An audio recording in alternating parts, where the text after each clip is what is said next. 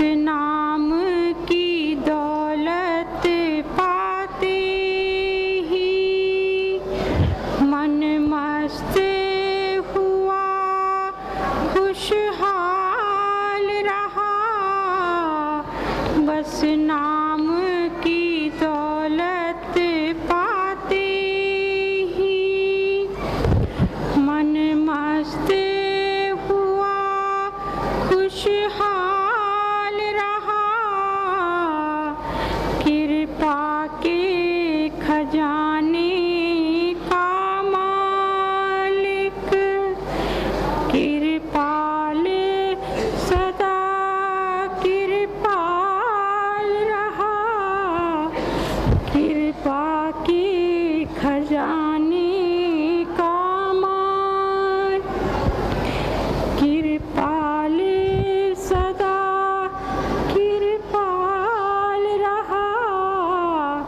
जो उसकी शरण में जा पहुँचा, हर तरह से माला माल रहा।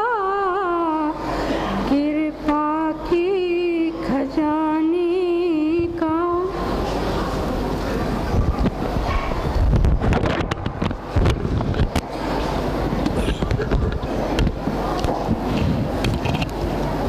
आज के इस मुबारक दिन पर पहले मैं आप सबको हुजूर संत कृपाल सिंह जी महाराज के जन्म दिवस की बधाई देता हूँ।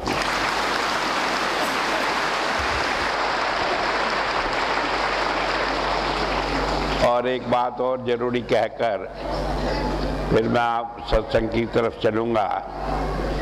सत्संग के बाद जब मैं अपनी बात समाप्त कर लूँ तो लोग हड़बड़ाकर उठ कर न जाएं, क्योंकि मुझे एक ख़ास मैसेज देना है और वो सुनकर जाएं। अपने कान से सुनी हुई बात ठीक होती है, दूसरों के मुंह से सुनी हुई बात हेरा फेरी हो जाती है। तो उसको सुनकर आराम से तब उसके बाद यहाँ से हिलेंगे। अब मैं अपनी बात शुरू करता हूँ। हमने सारा जीवन संत कृपाल सिंह जी महाराज के या किसी ने और किसी संत के चरणों में लगाया, जिसका उद्देश्य था कि हम दुखों से छुटकारा पा लें, हमें मोक्ष मिल जाए और जन्म मरण में न आना पड़े। वैसे तो धर्म की अनेक प्रकार व्याख्या की गई है, लेकिन एक उसकी सरल सी व्याख्या है कि आत्मा के ऊपर जो मल की आवरण चढ़ जाते हैं, मल की परतें चढ़ जाती हैं, उन्हें मिटाना है। हमारी आत्मा परमात्मा के अंश है, परमात्मा के समान है, उसके गुण वाली है, लेकिन उन आवरण के कारण ये भिन्न रूप में व्यवहार करने लगती है। तो इस मैल को उतारने का, मिटाने का तरीका क्या है, ये धर्म में सिखाता है। अब क्या कारण है कि आत्मा के ऊपर क्यों मैल चढ़ जाती है? ये मैल है 5 तरह की: काम, क्रोध, लोभ, मोह, अहंकार। और क्यों चढ़ जाती है? बाइबल में एक छोटा सा किस्सा आता है कि जब परमात्मा ने दुनिया बनाई तो आदम और ईव को इस संसार में भेजा। वो दोनों नंगे थे, कपड़ा कुछ होता नहीं था, कुछ चीज़ नहीं थी, खाने की कोई चीज़ नहीं, उन्हें कुछ मालूम नहीं।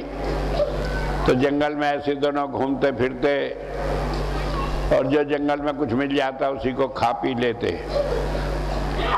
एक दिन उन्होंने देखा एक पेड़ के ऊपर सेब लगा है, तो उनका मन हुआ कि ये देखे खाकर क्या है। जब उन्होंने सोचा तो ऐसे ही परमात्मा की आवाज़ आई कि तुम इस पेड़ के फल को मत खाना, नहीं तो तुम्हें अकल आ जाएगी। और वो कहने लगे, आपस में सलाह करी कि परमात्मा हमें बेवकूफ़ बनाए रखना चाहता है, इसलिए वो मना करता है। कहने लगे हम तो खाएंगे।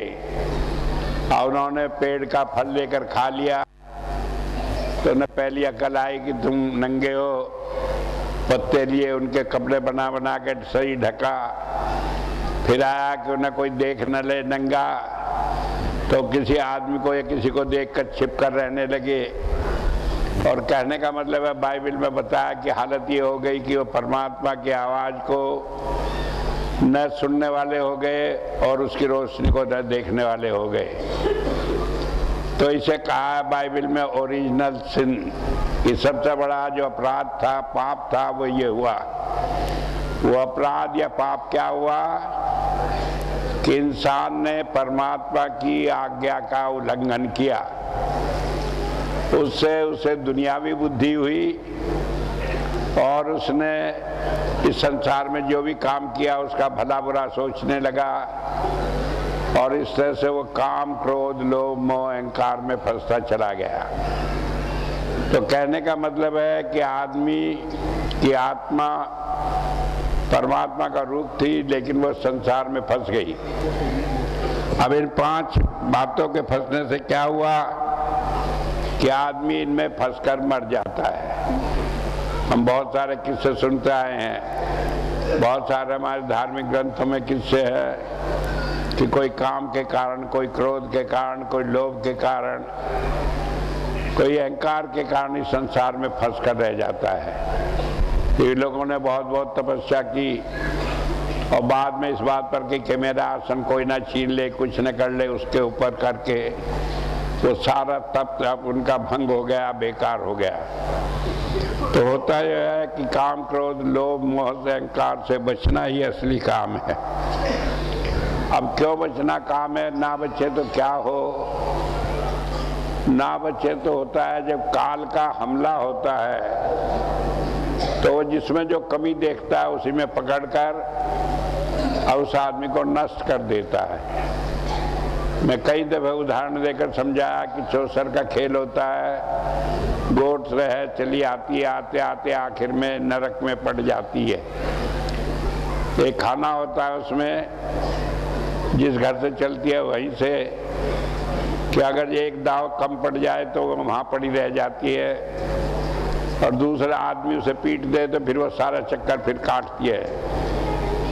तो इसी तरह से जीव सारे दुनिया के कर्म करके, संतों का आचरण करके, सब कुछ करके अगर कहीं एक जरा सी कमी के कारण काल के चक्र में पड़ जाता है तो काल उसे नष्ट कर देता है।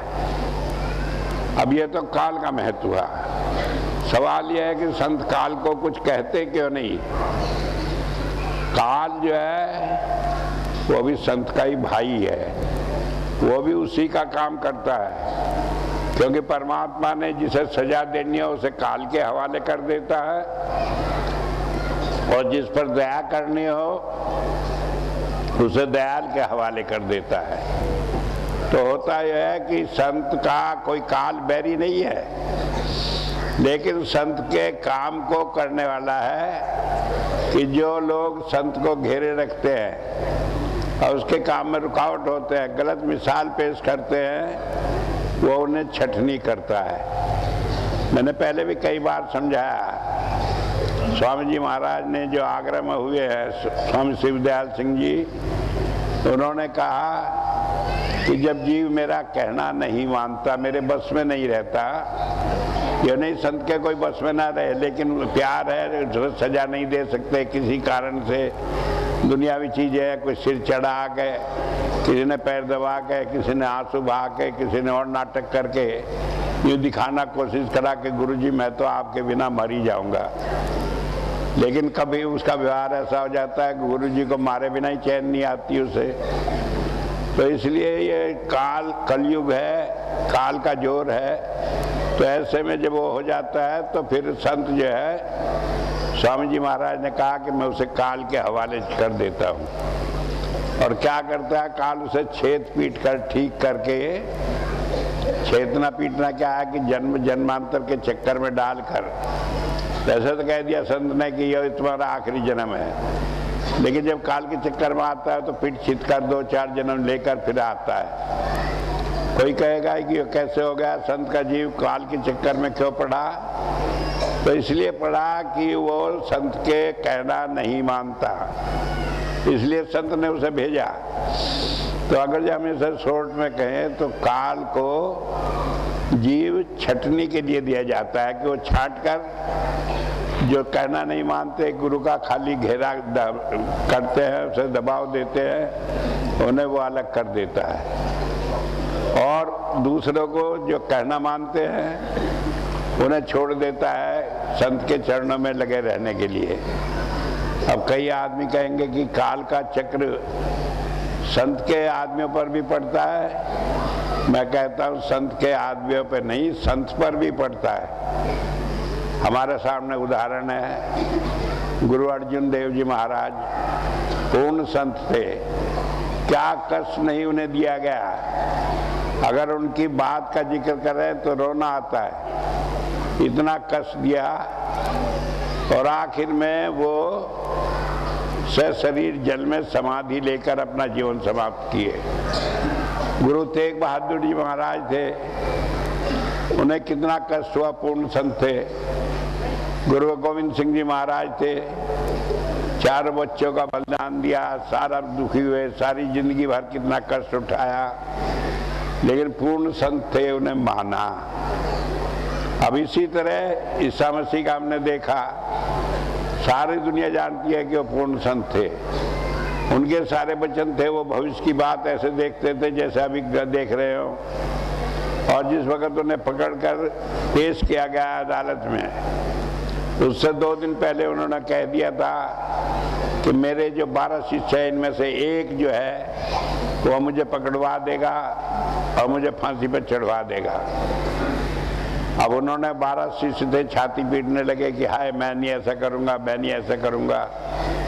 अब वो किसी का दिल भी तोड़ना नहीं चाहते थे। उन्होंने कहा, कहने लगे जो मेरी कटोरी है इसमें सब्जी रखी है, खाना खा रहे थे वो सब बैठे हुए मेज पर, कि जो टुकड़ा इसमें डालेगा मेरी सब्जी में वही मुझे पकड़वाएगा। कितनी साफ बात। 12 के 12 वहाँ बैठे, हर एक सोच रहा कि नहीं मैं ऐसे गलती ना करूं, और उसमें जूड़ा ने उसमें टुकड़ा डुबो दिया। उसके बाद में पता लगा कि उसने ही 30 चांदी के सिक्कों के लिए बता के पकड़वाया कि ईसा मसीह रात में यहाँ छिपे हैं, यहाँ से पकड़ के ले गए। वहाँ अदालत में पेश हुआ, कहने लगे उसका दोष क्या है? कहने लगे मेरा दोष तो कुछ नहीं। जितने जज थे, जितने गवाह थे, सब ने कहा कि इनका कोई दोष नहीं है। लेकिन वहाँ एक औरत थी जो जैसे राजाओं के यहाँ रहती है, रंडिया नाचने गाने वाली कुछ, तो उसने कहा कि नहीं मैं चाहती हूँ कि इसका सिर मुझे मिले, इसका कत्ल किया जाए। और आखिर ईसा मसीह को सजा दी गई। अब क्या हुआ उसके बाद वो हर एक नहीं जानता। लोग कहते हैं ईसा मसीह सूली पर मर गए, कुछ कहते हैं उन्हें दफनाया गया तो वहाँ से निकलकर लाश उनकी चली गई और फिर बहुत दिनों तक इधर उधर घूमते रही और बाद में फिर स्वर्ग में चले गए। और कुछ मेरे जैसे सिर फिर रहे वो भी कहते हैं कि ना वो मरे थे, ना वो दफनाए गए, बल्कि वो एक तरीका था निकलकर बेहोशी सी हालत में कहीं हो गए और वहाँ से फिर जब होश आई वो निकलकर चले गए और बाद में 80 साल तक जिंदा रहे और धर्म का काम करते रहे। ईसाइयों के मत में अगर कोई कह दे ईसा मसीह जिंदा रहे बाद में, तो वो बहुत नाराज होते हैं। मैंने उसी पर एक किताब लिखी, जीसस क्राइस्ट सर्वाइव्ड क्रूसिफिकेशन, कि जीसस क्राइस्ट जो थे वो सूली पर बच गए थे। और किताब भी वहाँ बुक फेयर में किताब लगाई, उस साल वही थीम था हमारा किताब का, तो हमने सारी दीवारों पे वो लगा दी, मेज पे रख दी और उसका प्रचार करा। तो लोग आए कहने लगे कि आप गलत कह रहे हैं। मैंने कहा एक किताब ले जाओ, नहीं पैसे हो बिना पैसे के ले जाओ, ऐसे पढ़ लो और पढ़ने के बाद एक शब्द कहीं बता दो गलत है। अगर मैंने कहा वो जिंदा थे तो उसके सबूत दिए हैं, और सबूत कहीं और से नहीं दिए, बाइबिल से ही दिए है, उसी में जिसे आप मानते हैं, जिसे रोज पढ़ते हैं। और एक भी आदमी ऐसा नहीं जो उसने कहा हो कि हाँ ये बात गलत रही। मेरा कहने का मतलब है कि ईसा मसीह काल के उस झटके को सहे, बचे या मरे, इसमें आज भी दुनिया में सबकी एक राय नहीं है। तो इसलिए ये कहना कि संत पे कैसे काल का हमला हो सकता है, संत पे इसलिए होता है कि जब संत के हमला होने से कुछ ऐसे दोषी व्यक्ति उसके चारों तरफ होते हैं जिनका निकलना बड़ा मुश्किल होता है, वो संत के द्वारा ही निकाले जाते हैं, उसी को चोट देकर निकाले जाते हैं। काल कोई बेवकूफ़ नहीं है कुछ उल्टा सीधा कर दे, बड़ी समझदारी से काम करता है। अब इन सारे चक्रों में हम गुजरे हैं, हम गुजर रहे हैं। 6 फरवरी है, पिछली 6 फरवरी को देवेंद्र यहाँ बैठे थे, सत्संग दिया, ये शब्द बोला जो भी किया, और उसके बाद तुरंत चले गए। और ये सारी बातें घटी। कुछ लोगों ने कहा, कहने लगे कि वो कैसे हो सकता है, कैसे जा सकते हैं, उन्हें कैसे काल सता सकता है। अरे भाई, जब गुरु नानक देव जी महाराज को सता सकता है, कबीर साहब को सता सकता है, अर्जुन देव जी महाराज को सता सकता है, ईसा मसीह को सता सकता है, तो दूसरे की क्या बात करें। फिर सवाल यह है कि ये सच है कि झूठ है। तो उसका एक ही तरीका है कि समय बता देता है कि क्या ठीक है क्या गलत है, और बता रहा है, चल रही है सारी बातें। आज भी 2000 साल हो गए, बहुत सारे आदमी ईसा मसीह की बात को सही मानते हैं, बहुत सारे उसकी मृत्यु को नहीं मानते, लेकिन लोग जानते हैं जो थोड़ा समझ रखते हैं कि वास्तविकता क्या है। तो इसलिए मैं बता रहा हूँ कि इस सारी हालत में एक अजीब सा खेल हो जाता है। ये तो मैंने बताया क्यों हो जाता है, इसलिए हो जाता है कि छटनी करना काल का काम है। छटनी कह के करनी है, जो फसल के बीच में घास पतवार खरपतवार हो जाता है, तो उसे निकालना ही पड़ता है। न निकाले तो फिर सही फसल जो होती है उसका होना भी मुश्किल हो जाता है। तो इसके लिए मैं आपको बता रहा हूँ, शहंशाह जी हुए हैं जो देहरादून के पास थे, आश्रम था शहंशाही आश्रम, उनका एक शब्द है, तो शब्द में इसे बड़ा खोल कर बयान किया है कि ऐसी हालत में जब काल का तांडव नृत्य हो रहा हो, हम कैसे बचे रह सकते हैं। बात अपने अपने ढंग से कहने की है। वैसे तो सिद्धिवान है, महाराज जी ने कहा कि जो दाना किल्ली के साथ लगा रहता है वही बचता है, बाकी पिस जाते हैं। अब इस संसार में किल्ली कौन है? गुरु जो है वो किल्ली है चक्की की, उसके पास हम लगे रहे, उसके पास जुड़े रहे तो बच जाते हैं, वरना सब पिस जाते हैं, कोई बचता नहीं। इसी बात को शहंशाह जी ने कहा, कहने के काम क्रोध ने जाल बिछाकर काल ताक में खड़ा है तेरी, कि काल जाल बिछा लिया है। कैसे जाल बिछा लिया? कहीं मोह का, कहीं ममता का, कहीं बच्चों का, कहीं धन का, कहीं बुद्धिमानी का, अहंकार का, ये सब जाल है जो बिछाए पड़े।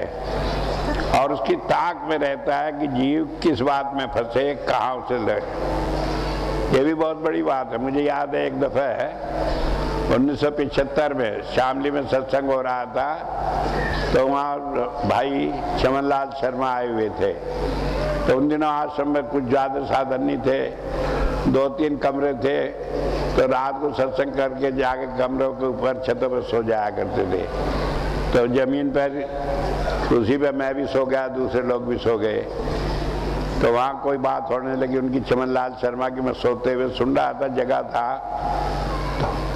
किसी ने कहा कि आप अंतर में दिखाई दिए, ये दिए वो दिए, इतना कहा वो फूल गए। कहने लगे लेकिन यहाँ क्या इज्जत है? अरे यहाँ तो हमें तखत नहीं, पलंग नहीं, बिछाने को नहीं, ओढ़ने को नहीं, सब अपने अपनी मस्ती में लगे, हमें कोई पूछता ही नहीं। मैं उठा, मैं कहने लगा, मैंने कहा तुम्हारी क्या, यहाँ तो मेरी भी कोई वक़्त नहीं, मैं भी यहीं पड़ा हूँ। कम से कम तुम्हें ये तो ख्याल करना चाहिए कि तुम क्या कह रहे हो। चुप हो गए। और नतीजा जो हुआ बाद में चमनलाल शर्मा का, तो सब लोगों को मालूम है कि कैसे अहंकार में वो आश्रम से, मिशन से दूर हुए और फिर कहीं जाकर जब अलग रहे, एक मकान में रह रहे थे, कहीं किसी गद्दी के चक्कर में थे, वहाँ लोगों ने उनकी घरवाली का दोनों का कत्ल कर दिया, टुकड़े टुकड़े करके वो खत्म हो गए। तो मेरा कहने का मतलब है कि काल जो है अपना जाल बिछाता है। जरा सा दिमाग में हो गया कि तुम तो गुरु हो, तुम तो अंतर में आए, तो कहने लगे फिर मेरे लिए वो सब इंतजाम क्यों नहीं है, ठाट बाट क्यों नहीं। भाइयों कब कहा कि गुरु जो है कोई हमसे अलग रहेगा, अलग खाएगा, अलग करेगा, लेकिन लोगों में अभिमान आ जाता है। तो इसलिए कहा ये पांचों चीजें आदमी को खो देती हैं। तो इसलिए कहा कि मोह की नींद में तू सो रहा है। तो चेताते हैं कि तुम्हें कुछ होश भी है कि काम क्रोध लोभ मोह की नींद में तुम सो रहे हो, और जो इनका काम खत्म करके साफ करके अपने को पवित्र बनाकर अपना स्थान प्राप्त करना था उसे भूल गए हो। आगे कहा सतगुरु से प्रीत बढ़ा जो आदि अंत तक एक रस रहे। कि गुरु से प्रीत बढ़ा, क्यों बढ़ा गुरु से प्रीत? कि वो शुरू से आखिर तक उसका प्यार घटता नहीं, बढ़ता नहीं, एक ही रहता है, बढ़ता भी नहीं। क्योंकि बढ़ेगा क्या जब वो शुरू में जिसे प्यार करता है वो अनंत है, तो उससे आगे क्या बढ़ेगा? कोई कहने लगे पूरा होगा, पूरे से ऊपर और क्या पूरा होगा? 100% तो पूरा होगा। कहने लगे 110% तो वो तो फिर क्या हुआ? कुछ नहीं हुआ। तो इसलिए बात समझ लेने की है कि वो एक रस रहता है। क्या एक रस रहता है? गुरु का प्यार। चाहे वो किसी को कहे मैं प्यार करता हूँ या नहीं करता, चाहे कहे बहुत करता हूँ, चाहे कहे कम करता हूँ, लेकिन उसका प्यार सबके लिए एक सा रहता है, कोई कम बढ़ती नहीं होता। लेकिन हम उसे नहीं समझते। हम तो समझते हैं स्वामी जी ने उसे बुलाया, उसे प्रसाद दे दिया, उसे बिठा लिया। मेरा ही क्या हो तो महाराज जी के ज़माने में कहने लगे कई एक आध दफे कहा, कहने लगे महाराज जी तो बड़े बड़े आदमी को सोफा पे बिठाते हैं, दूसरे ज़मीन पे बैठे रहते हैं, बड़ा उन्हें टाइम भी नहीं मिलता। लेकिन संत देखते हैं कि कौन किस चीज़ का भूखा है। जो भूखा है उसकी वो भूख पूरी करके उससे सोचते हैं ये भक्ति में लगे। अगर जो किसी को मान सम्मान के लिए संत के पास आया है तो कोशिश करता है कि भैया पूरी करके इसे लगा ले अपने साथ। लेकिन अगर जो फिर भी नहीं लगना चाहता तो फिर छोड़ देता है कि भैया तो कोई इलाज नहीं है। मैंने कई बार बताया जो इच्छाएं हमारे मन में हो जाती हैं, संत उन्हें या तो पूरी करके पूरा कर देता है या देखता है पूरी करी और दूसरी खड़ी हो जाएगी, तो ऐसे में वो फिर उनका शमन करके दमन करके वो इच्छाएं हमारे अंदर खत्म करके उसे हमें बचा लेता है। तो इसलिए उसका अपना तरीका वो करता है। तो कहा कि सतगुरु से प्यार बढ़ा, वही जो है तुम्हें संसार में बचाएगा।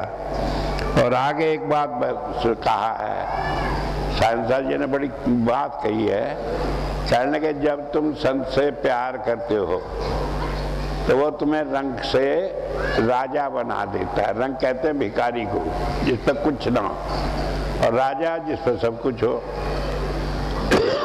अब कैसे बना देता है? तो ये नहीं कहता कि ले ये रुपया पैसा ले जा रही है, काम करिए, ठीक कर, बल्कि वो अपनी दया से भरपूर कर देता है। फिर उस आदमी को दुनिया की चीज़ों की जरूरत नहीं होती, उसे रुपया पैसा बटोरना नहीं पड़ता, बल्कि लक्ष्मी उसकी जबान के साथ चलती है। उसने जो कह दिया वही हो जाता है, वो धन हो जाता है।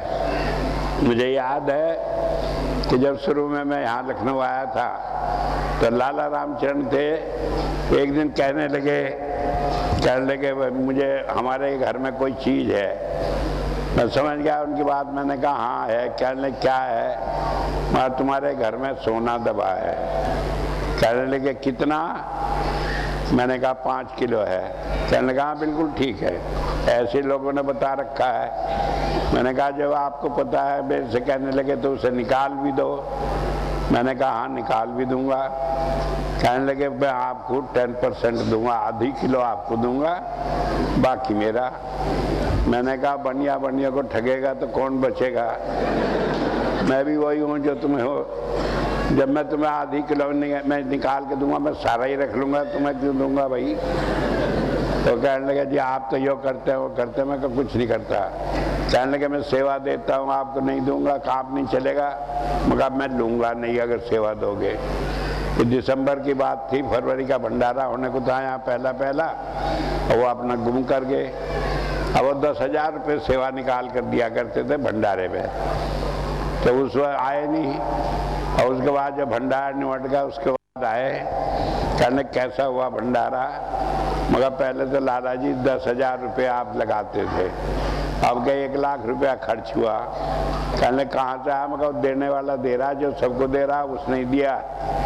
अब वो तो वचन था उनका महाराज जी का कि तुम्हारा कोई काम रुकेगा नहीं। तो बात ये समझ लेने की है, ये लालच जो है ये हमें जो है भिखारी बना देता है। तो क्या संत जो है हमारे सब ये जितनी लालच है, काम है, क्रोध है, लोभ है, मोह है, इन्हें सबको निकाल देता है। भगवान बुद्ध ने कहा है desireless man is no less than God, कि जिसे कोई इच्छा नहीं होती वो परमात्मा का रूप हो जाता है। इसीलिए शहंशाह जी ने कहा चाहा गई चिंता गई मनवा बेपरवाह, जिसे कछु न चाहिए सोई शहंशाह। तो वो ये नहीं हमें माल भरता है, बल्कि हमारे मन के अंदर से ये इच्छाएं समाप्त कर देता है। हमें इन सारी चीज़ों की जरूरत नहीं होती। तो क्या हुआ कि वो हमें रंग से राजा बना देता है। तो जब रंग से राजा बना दिया तो शहंशाह जी ने दूसरी बात भी कही है। उन्होंने कहा कि दुनिया में जिसका मन फंसा वो राजा से रंग खो गया। जो दुनिया में फंस गए हम चीज़ों में, तो क्या हो जाता है कि हमारी इच्छाएं फिर बढ़ती चली जाती हैं। मुझे अक्सर याद है हमारे यहाँ शामली में एक बनारसी दास जी थे, धीमान बड़े ही थे, बहुत रईस आदमी थे। वहाँ शामली में बढ़िया मकान उनका है अभी भी। तो एक दिन आर्य समाज जी थे, कहने लगे आर्य समाज में कि जब मैं बच्चा था, बहुत गरीब था, तो छोटा था 8-10 साल का, तो एक बोरी में कट्टे में अपने औजार सब रख के बसूला थोड़ी और कंधे में रख कर गाँव जाता था मरम्मत करके। 1 पैसा 2 पैसा 3 पैसा मजदूरी मिलती थी, तो इस तरह से 1-2 आना उससे मैं अपनी गुजर करता था। तो एक दिन जा रहा था, दोपहर में तेज धूप थी, कहीं मेंढ पार कर रहा था, गिर पड़ा। तो वहाँ बैठ कर रोने लगा कि परमात्मा तूने मुझे बहुत दुख दिए, अगर मुझे 100 रुपये दे दे तो मैं सारी जिंदगी तुम्हारा गुणगान करूँगा। कहने लगे अपने आप ही कहने लगे 100 क्या, आज मेरे पास करोड़ों रुपया है, लेकिन परमात्मा गुणगान करने का ध्यान कभी नहीं आता है। तो ये होता है कि आदमी की इच्छाएं बढ़ती चली जाती हैं, इनकी सीमा नहीं होती। तो शहंशाह जी कह रहे हैं कि जब हम दुनिया में मन को फंसा लेते हैं तो वो हमें राजा से रंक बना देता है। राजा हम क्यों हैं? क्योंकि परमात्मा के पुत्र हैं, परमात्मा राजा है तो उसका पुत्र राजा ही होना है। और बन क्या गए कि दुनिया में लगकर भिखारी हो गए, परेशान हो गए। तो इसलिए बताया कि बचने का तरीका क्या है। कि बचने का तरीका एक ही है कि हम अपना ध्यान गुरु के साथ लगाए रखें। सारी बात कहने का यह है कि काल का चक्र चल रहा है, चलेगा इसलिए कि परमात्मा भी चाहता है, संत भी चाहता है, नियम है ये होगा। तो इसमें बचे रहने के लिए आपको एक ही काम करना है कि आप अपना ध्यान गुरु से लगाए रखो। मैं ये नहीं कहता कि उससे लगने में मुझे कुछ फ़ायदा है। फ़ायदा आपको है कि आप बच जाओगे, उससे नहीं लगाओगे तो पिस जाओगे, परेशान होगे। ये तो होता नहीं कि हमेशा नरक में रहेंगे, लेकिन कई जन्मों का चक्कर तो पड़ जाता है। तो इसलिए एक बात ये ध्यान रखें, कोई कुछ ही कहे किसी बातों में ना आए। अपना ध्यान गुरु से रखें, गुरु की बात माने। गुरु का कहना मानना ठीक है तो वो करें, नहीं हो तो नहीं करें।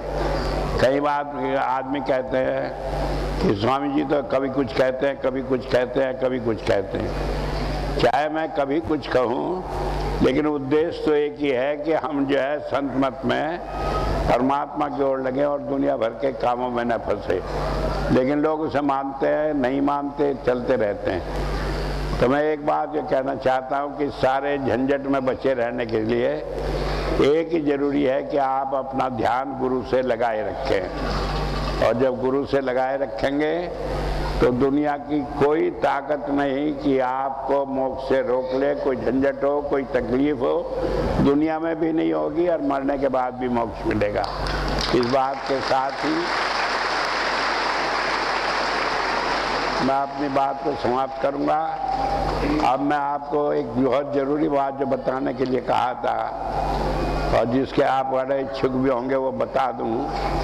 ऐसा है कि बार बार ये सवाल पैदा होता है कि उसका उत्तराधिकारी कौन होगा। पहले भी यही चक्कर था, बहुत दिनों तक चलता रहा और बाद में सोचा गया कि इसका कोई तरीका निकालें। तो महाराज जी ने कहा, वो हमने करा, उत्तराधिकारी का नाम रख दिया और नाम रखने के बाद उसे जर्मनी में रख दिया। फिर बाद में जब समय हुआ उसे निकाला, ऐलान किया, उन्हें तैयारी की और उसके बाद जो तैयारी हुई सारा कुछ, बाद में नतीजा निकला कि गुरुजी भी धारोधार हो गए और वो मेरा भी नाम है बदनाम कर गए कि आपने ऐसा क्यों किया। तो लोग पूछते हैं कि जो आपने उन्हें उत्तराधिकारी बनाया क्यों। पहली बात तो यह है कि मैंने किसी को उत्तराधिकारी नहीं बनाया। महाराज जी ने जो कहा मैं उसका पालन किया। उन्होंने कहा मैंने कर लिया। अब कहेंगे महाराज जी ने कहा तो ये हुआ कि नहीं पूरा। इसलिए नहीं हुआ कि पहले भी बहुत बार नहीं हुए। और बात को तो भूल लो, अभी कह दो महाराज जी ने मानव केंद्र बनाया, बड़ी योजना रखी। इस समय दुनिया में लैंड सर्विस, मैन सर्विस, दूसरे सारे काम उससे होंगे, बड़ी योजना थी। लेकिन मानव केंद्र क्या हुआ, आज जमीन का टुकड़ा है जिसे देखकर लोगों को आंसू आते हैं कि इसमें इतनी बड़ी योजना थी, वो सब बेकार हो गई और लुटेरे उसमें से लूट लूट कर बेच कर खा रहे हैं और कुछ बचा नहीं। तो क्यों हुआ? जब महाराज जी ने उसे करा था क्यों हो गया। अभी मैं कई उदाहरण दिए क्यों दूसरों को ऐसी बातें हो गई। तो इसलिए इस बात को मानने की जरूरत नहीं है। वो तो उसकी इच्छा थी, उसने जो काम पूरा करना था वो कर लिया। अब कई आदमी कहेंगे क्या काम पूरा करना था, क्या कर लिया। आज मैं बता ही दूं क्या काम पूरा करना था, क्या कर लिया। कि देवेंद्र जो था ऐसे आदमी के चक्कर में फंस गया था कि जहाँ उसे गुरु का ध्यान कम और दुनिया की बातों का ध्यान ज़्यादा रहता था। और उसका नतीजा यह हुआ कि मैं तो कुछ कह नहीं सकूँ था क्योंकि मेरा स्वभाव नहीं, ना मैं चाहता परमात्मा के काम में मैं अपनी अक्ल लगाऊं। तो परमात्मा ने खुद ही अपना रास्ता निकाल के उसे दूर कर दिया। अगर आज मैं चाहता तो मैं नहीं कर सकता था क्योंकि मेरे में हिम्मत ही नहीं कि मैं कोई काम करके बदलूं। वो तो महाराज जी ने करा तो उन्होंने अपने आप किया। और इस सारे मामले में हालांकि दुनिया भर की बातें, इतनी गंदगी हुई, इतना लोगों ने टेलीफोन किए, इतने धमकियां दी, इतना सब कुछ दिया, लेकिन हर घड़ी महाराज जी कहते रहे कुछ होगा नहीं। तो ये बात निमट गई। अब आगे भी वही शंका हो रही है। अब लोग हर एक जिसे देखो वही आ रहा है कि मैं उत्तराधिकारी हूँ, मैं उत्तराधिकारी हूँ। महाराज जी मुझे, कई आदमी तो मेरे पास आते हैं और कहते महाराज जी ने कहा कि दिव्यानंद तो इस आदमी को तिलक कर दे, नहीं तो तेरी खैर नहीं। ऐसा जैसा कि महाराज जी, कोई कहता मुझे परमात्मा ने बना दिया, कोई कुछ कहता है। तो ऐसी हालत में हालांकि कोई जरूरत नहीं है, लेकिन एक बार फिर जैसे महाराज जी का आदेश हुआ, मैं अपना उत्तराधिकारी फिर तय कर दिया और तय करके मैंने उसे एक लिफाफे में बंद करके रख दिया, छिपा कर रख दिया। पहले रखा था ये कि बदल ले, कोई कुछ ना कर दे, फर्ज कर दे। तो हमने एक पहचान बताई थी कि उत्तराधिकारी की पहचान है। तो अब भी मैं आगे के लिए बताता हूँ। पहली पहचान तो यह है कि वो मेरे परिवार से कोई नहीं होगा। वैसे तो मेरा परिवार है ही कहीं नहीं, क्योंकि मेरे सिर्फ एक लड़की थी। लड़की की शादी करी तो दामाद हुआ, वो परिवार में वे और कोई नहीं था। तो वो लाइन खींच दी, ना तो लड़की आज दुनिया में, ना लड़की का हस्बैंड है, दामाद भी नहीं है, वो भी नहीं है। तो वो तो लाइन खत्म होगी, परिवार वहाँ खत्म होगा और दूसरा परिवार माना नहीं जाता। लेकिन फिर भी कोई नहीं है, मेरे परिवार से नहीं होगा। अब दूसरे लोग पीछे पड़े हैं दया के, कहने लगे कि दया यो कर रही, दया यो कर रही। मैं यूँ कह रहा हूँ दया कुछ नहीं कर रही, सिर्फ वो कर रही है जो मैं कहता हूँ, उसके अलावा दूसरा कुछ नहीं करती। अगर जो दया ने कोई गलत काम किया है तो मैंने किया है, उसने नहीं किया। और मैं ये देखा कि आज इतने सालों तक उसने शादी नहीं की, सारा जीवन इसमें लगाया। और आपको सबको मालूम होगा कि उसके घर से उसकी माताजी का घर मुश्किल से 10 मीटर पे बराबर में ही है, लेकिन कई कई महीने हो जाते हैं वहाँ जाए अभी उसे 1 मिनट के लिए भी कभी नहीं जाती। तो उसका किसी से कोई मतलब ही नहीं है। लेकिन लोग बड़े चर्चा कर रहे हैं कि दया के परिवार से होगा, दया के भाई का लड़का, बहन का लड़का, उसका लड़का। लेकिन मैं ये बता दूं कि ना दया के परिवार से कोई होगा, उसके किसी परिवार के किसी आदमी का कोई संबंध नहीं। 2 बात बताई, ना वो मेरे परिवार से होगा, ना वो दया के परिवार से होगा। और तीसरी बात ये है, वो महाराज जी का नामदानी नहीं बल्कि मेरा नामदानी होगा, क्योंकि परंपरा है गुरु से सिख को ही जाती है गद्दी, दूसरे को नहीं जाती। जो लोग ये उम्मीद लगाए बैठे हैं कि मैं बनूंगा, वो अपना वहाँ डॉट लगा ले माइनस, कि अगर जो वो नाम कहीं और से लिया है तो उनका नंबर नहीं। और एक बात और कि वो भारतीय होगा, बाहर का नहीं होगा, विदेशी नहीं होगा। कभी सोचे कि छिपा के रख रखा या बिम्मी को सौंप दिया कि सपाल पोस्ट बाद में भर दे, ऐसा कुछ नहीं है। और जो लिखा हुआ में रखा है वो लिखे रखा है, उसमें किसी की कोई गवाही नहीं, कुछ नहीं, मेरे हाथ का लिखा है। और मेरे मरने के बाद ही वो आपको मालूम होगा। मैं उस आपके जीते जी नहीं आउट होने दूंगा। तो ये ध्यान रखेंगे कि वो जो है मेरे मरने के बाद ही वो प्रकट होगा, क्योंकि जीते जी हमने सोचा उसे आगे ठीक करते रहेंगे तो वो तो देख लिया नतीजा, वो तो हमें ही ठीक कर गया। तो अब ये देखना है कि वो जो है मेरे बाद में होगा। और जब तक एक बात और है, ये गुरु गद्दी के लोग क्यों ताजुब करते हैं, क्यों करते हैं, तो इसलिए कि सोचते हैं कि ज़्यादा इतना जो है, लोग कहते हैं वहाँ तो नोट ऐसे आते हैं भर भर के आते हैं, और कई कनस्तरों में ट्रकों में भरकर जने कहाँ जाते हैं, क्या होता है। ठीक है, महाराज जी की दया है। और उन्होंने कहा कि मेरी जरूरत है, मेरी जरूरत पानी होगी अभी।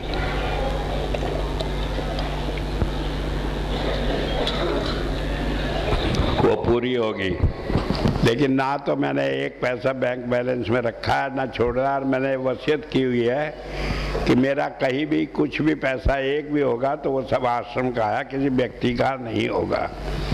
तो इसलिए इस बात का सवाल नहीं। दूसरी बात यह है कि जायदाद के ऊपर गुरुगद्दी के लोग आँख खटते हैं। बाकी यहाँ गद्दी पर बैठने से क्या, ये सोचते हैं आश्रम में इतना पैसा ही आ रहा। तो अब हमने क्या करा, एक ट्रस्ट बना दिया, दिव्यानंद ट्रस्ट। और सारी जमीन जायदाद, 1 ईंट भी कहीं होगी वो सब उस ट्रस्ट में होगी। और ट्रस्ट की बात यह है कि उसका मेंबर न तो कोई बढ़ सकता है, न कोई घट सकता है, कोई निकाल नहीं सकता। और उसमें से पैसा कोई नहीं निकाल सकता किसी हालत भी। और वो दुनिया में रजिस्टर्ड है, उससे ना कोई पैसा निकाल सकता, ना बेच सकता, ना एक चीज़ उसकी ले जा सकता।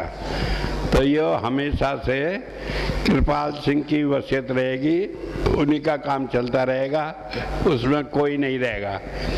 इंतजाम करने के लिए जो आदमी इंतजाम करेंगे, लेकिन अगर जो इंतजाम के बदले में वो चाहेंगे पैसा वहाँ से निकालना तो नहीं निकाल सकेंगे। और उस ट्रस्ट में एक मैं हूँ, एक बिम्मी है और एक दया है। और उसमें ना कोई बढ़ सकता है ना घट सकता है। इनमें से किसी एक को कोई मार दे, कोई मर जाए, कुछ हो जाए, तो दूसरा कोई नहीं हो सकता कि भाई मैं बढ़ जाऊँ मार कर। और कोई निकाल नहीं सकता। संत कृपाल नगर में 1 ईंट भी पड़ी है तो ट्रस्ट की संपत्ति है, तो उसे कोई ले नहीं सकता। इसलिए जो ज़्यादा इच्छुक हैं वो थोड़ा और इंतज़ार करें, जब तक बारिश का नाम नहीं हो जाएगा तब तक वो उम्मीद ना करें उन्हें कोई गद्दी मिलेगी। क्योंकि मैं इसलिए कह रहा हूँ, रोज़ रोज़ मेरे पास चिट्ठियाँ आती हैं, धमकियाँ आती हैं कि हम बनेंगे, हमें यो कर दो, अभी गद्दी दे दो, नहीं तो हम यो कर देंगे। अरे भाई दे तो मैं जब दूं जब मेरी कुछ है। ये तो संत कृपाल सिंह की वसीयत है और उन्हीं के जिसे वो चाहेंगे उसी को जानी है। और जानी भी उसे है जो सेवा में लगा है, जो अपने मन का अपने आप इससे फायदा उठाने से उसे नहीं मिलना है। तो इतनी बात कहकर मैं आपकी ये चिंता निकाल दूं और जो इस चिंता में कि यहाँ बन के मालिक बन के गद्दे पर बैठ जाए, उनकी ये उम्मीद पर पानी फेर दूं कि ऐसा होने वाला नहीं है। क्यों कि न तो अभी दिव्यानंद मरने वाला और ना ऐसा कोई पैदा हुआ कि जो संत कृपाल सिंह की इस वसीयत को कोई बर्बाद कर दे। हालांकि धमकी आ रही हम नष्ट कर देंगे। हमने कहा भाई नष्ट कर दो तो कर दो, कोई रोकता नहीं, लेकिन करके तो दिखाओ। जब पता लगा कि हाँ तुम में ताकत इतनी आ गई कि कृपाल सिंह की वसीयत को कोई नष्ट कर सकता है। एक बात मैं बताऊँ, एक बार परमात्मा की काम को कोई खराब कर दे, क्योंकि परमात्मा बोलता नहीं, उसने पावर दूसरे को दे दी सुरक्षा की, लेकिन संत के काम को कोई बिगाड़ नहीं सकता। और संत कृपाल सिंह के काम को तो कोई बिगाड़ नहीं सकता जब तक मेरे दम में दम है और मेरी साथ आप है। तो इस बात से आप बेफिक्र रहे, कोई कुछ ही कहे आप घबराए नहीं। आपको एक बार फिर आज की मुबारकबाद। और एक बात खूब याद दिला दूँ, इस सारे झंझटों में बचने के लिए एक तरीका है कि ध्यान रखें। फिर एक दफ़ा कह दूँ, तेरी चिंता मैं मनधारी, तू अचिंत होकर प्यारा। इतनी बात कहकर ही मैं अपनी बात समाप्त करता हूँ। स्वामी जी महाराज की जय। एक बात है, अब ये प्रोग्राम समाप्त होगा, इसके बाद प्रसाद लंगर में मिलेगा, सब लोग लेंगे। और थोड़ी देर बाद 10 मिनट में भाई बैठ जाओ जरा, 2 मिनट में क्या बेचैनी है, बैठ जाओ आराम से सुनो, कुछ तो मालूम हो, कोई ऐसी बात थोड़ी है। तो उसके बाद में फिर मैं कृपाल भवन में बैठूंगा, मिलूंगा और सब लोग जो जाएंगे अब या बाद में वो अपना मिलते रहेंगे, जो बात करनी हो बात करते रहेंगे, किसी को मनाही नहीं है। एक बात मैं बता दूं, पहले यहाँ लंबी लंबी लाइन लगी रहती थी, किसी को 4 घंटे 6 घंटे खड़ा होना पड़ता था।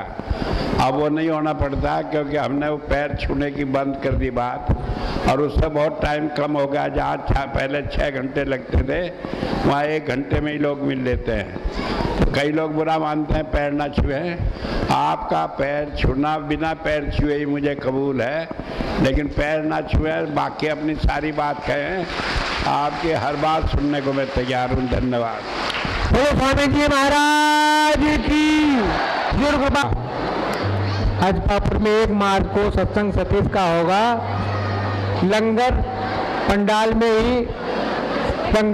में ही होगा और पंडाल अभी थोड़ी देर में खाली कर दिया जाएगा। लंगर यही पंडाल में छकाया जाएगा, सबको यहीं पे लंगर मिलेगा। लंगर प्रसाद जो है, लड्डू का प्रसाद जो रह गया है, जिन्होंने नहीं लिया है वो सब भाई बहन लड्डू का प्रसाद लेकर के प्रसाद बनवा लें। 4 तारीख को स्वामी जी महाराज के सत्संग की सीडी तैयार हो गई है और गोपाल भवन के बाहर मिल रही है, आप लोग देना चाहें तो मिल जाएगी। 4 तारीख की स्वामी जी के सत्संग की सीडी तैयार हो चुकी है, जो मिल जाएगी आपको गोपाल भवन से बाहर। लड्डू का प्रसाद है, आप लेकर के जाएं यहाँ से। लंगर यहीं पे होगा और 1 मार्च को अजपापुर में सतीश का सत्संग होगा। कहने की इच्छुक हैं, विद्यापीठ में जाकर के बैठ जाएंगे, जहाँ पर मैथ है उसके ऊपर, मैथ जहाँ चल रहा